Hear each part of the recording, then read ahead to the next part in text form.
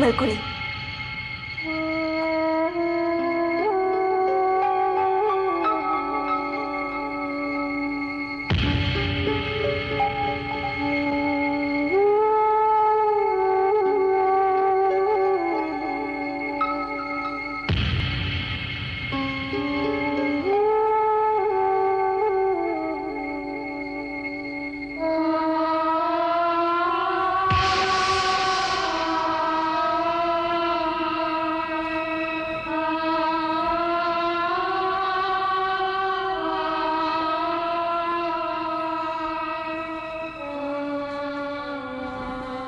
ಮಮತಾ, ಅನಿಲ್ ನೋಡಕ್ ಹೋಗಿದೆಯಲ್ಲ, ಹೇಗಿದ್ದಾರೆ ಅವರು?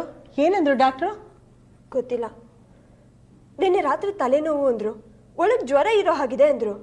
ಒಂದು ವಾರದಿಂದ ಮಳೆ ನೋಡು ಇದ್ರೂ ಇರ್ಬೋದು ಅಂತ ಒಂದು ಮಾತ್ರೆ ಕೊಟ್ಟೆ. ಜೋ ರಾಮ, ನೀನ್ ಯಾವಾಗ್ಲೂ ಹೀಗೆ ಕಡೆ, ಕೈ ಸಿಕ್ಕಿದ್ರೆಲ್ಲ ಕೊಟ್ಬಿಡದ? ನೀನೇ ಡಾಕ್ಟ್ರು ಅನ್ಕೊಂಡ್ಬಿಟ್ಟಿದ್ಯಾ ಹೇಗೆ? ಆ ಡಾಕ್ಟ್ರುಗಳನ್ನ ಕಂಡ್ರೆ ನಿಂಗೆ ಯಾಕೆ ಹೊಟ್ಟೆವ್ರಿನೋ ಏನೋ. ಎಲ್ಲರೂ ನೀನ್ ಹಾಗೆ ಕೂತ್ರೆ ನಿಂತ್ರೆ ಡಾಕ್ಟರ್ ಹತ್ರ ಓಡ್ ಹೋಗಲ್ಲ. ಸಣ್ಣ ಪುಟ್ಟದಕ್ಕೆಲ್ಲ ಅವರೇ ಔಷಧಿ ಮಾಡ್ಕೋತಾರೆ. ಅನಿಲು ಹಾಗೆ ಇರ್ಬೋದು ಅನ್ಕೊಂಡೆ. ನರ್ಸಿಂಗ್ ಹೋಮ್ಗೆ ಹೋದ್ಮೇಲೆ ಗೊತ್ತಾಗಿದ್ದು ಏನು ಅಂತ.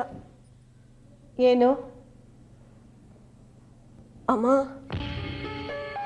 ಅನಿಲ್ಗೆ ಏನೋ ಕಾಯಿಲೆ ಇದೆ, ಅದನ್ನ ಅವ್ರ ಮನೆಯವ್ರು ಮುಚ್ಚಿಡ್ತಿದ್ದಾರೆ. ಏನ್ ಮಾತು ಅಂತ ಆಡ್ತೀಯ ಮಮತಾ? ಆ ಹುಡುಗನ್ಗೆ ಏನ್ ಕಾಯಿಲೆ ಇರೋಕ್ ಸಾಧ್ಯ? ಇದ್ರು ಅವ್ರ ಮನೆಯವ್ರು ಯಾಕೆ ಮುಚ್ಚಿರ್ತಾರೆ? ಅದಕ್ಕೆ ನಿನ್ನ ಪೆದ್ದಿ ಅನ್ನೋದು. ಕೆಲವು ರಾಜಕಾಯಿಲೆಗಳು ದೇಹದೊಳಗೆ ಇದ್ರು ಈ ವಯಸ್ಸಿನಲ್ಲಿ ಹೊರಗೆ ಕಾಣಿಸಲ್ಲ. ಆಗಾಗ ಈ ರೀತಿ ತಾಪತ್ರಯ ಕೊಡುತ್ತೆ. ಅಂದ್ರೆ ಅನಿಲ್ ಯಾವ್ದೋ ವಾಸಿ ಆಗದೆ ಇರೋ ಕಾಯಿಲೆ ಇದೆ ಅಂತೀಯಾ? ಸರಿಯಾಗಿ ಕಣ್ಬಿಟ್ಟು ನೋಡೋದಕ್ಕೆ ಆಗ್ತಿಲ್ಲ. ಬಹಳ ಕಷ್ಟಪಟ್ಟು ಒಂದೆರಡು ಮಾತಾಡ್ತಾರೆ, ಅದು ಕೂಡ ಯಾವುದೋ ಹಾಳು ಬಾವಿಂದ ಬಂದಂಗಿರುತ್ತೆ.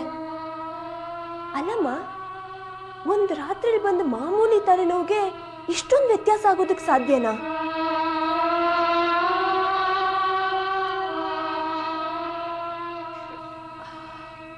ಮಮತಾ, ನನಗೂ ಯಾಕೋ ಹೊಟ್ಟೆ ತೊಳಸ್ತಾ ಇದೆ, ಒಂದಟ ನೀರು ಕೊಡ್ತೀಯಾ?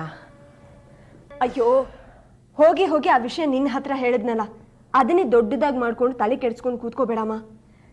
ರಾತ್ರಿ ನೀನೇನು ತಿಂದಿಲ್ಲ, ಇವಾಗಲೂ ಏನೂ ಮಾಡಿಲ್ಲ. ನನ್ನ ಹೊಟ್ಟೆಲೆ ಅಶ್ವ ತಾಂಡವ ಆಡ್ತಿದೆ. ಬ್ರೆಡ್ ತಂದಿದ್ದೀನಿ, ಹಾಲು ಕಾಯಿಸ್ಕೊಡ್ತೀನಿ, ತಿನ್ಬಿಡು. ಹಾಲು ಕಾಯಿಸಿಟ್ಟಿದ್ದೀನಮ್ಮ, ಬ್ರೆಡ್ ನಾನು ಆಮೇಲೆ ತಿನ್ಕೋತೀನಿ.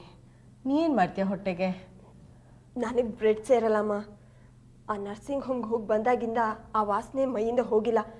ನಾನು ಬ್ಯಾಂಕಿಗೆ ಹೋಗಿ ಅಲ್ಲೇ ಏನಾದರೂ ತಿಂತೀನಿ ಬಿಡು. ನೀನಿವತ್ತು ಬ್ಯಾಂಕಿಗೆ ಬೇರೆ ಹೋಗ್ತೀಯೇನೆ? ಹೌದಮ್ಮ, ರಜೆ ಇಲ್ಲ. ಸಾಯಂಕಾಲ ನಾನೇ ಬಂದು ನಿನ್ನ ಹಾಸ್ಪಿಟ್ಲಿಗೆ ಕರ್ಕೊಂಡು ಹೋಗ್ತೀನಿ. ಅಲ್ಲಿವರೆಗೂ ತಲೆ ಕೆಡಿಸ್ಕೊಳ್ದೆ ಆರಾಮಾಗಿ ಮಲ್ಗು. ಬರ್ಲಾ? ಆಯ್ತಮ್ಮ.